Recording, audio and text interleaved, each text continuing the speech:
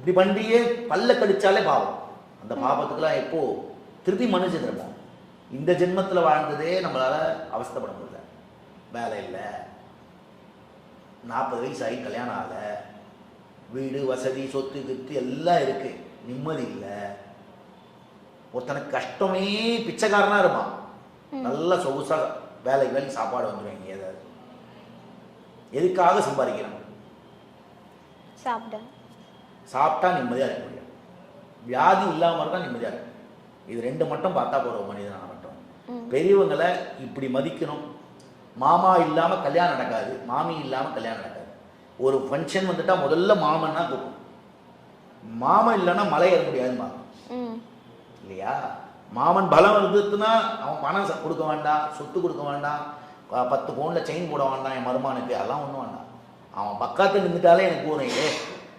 அவங்க அப்பா நினைப்பாரு என் மச்சான் வந்து பக்கத்தில் நிற்கிறான், அவன் குழந்தை நினைப்பான் என் மாமா வந்துட்டாரு, இனிமேல் நான் பாடுறா யாருறா.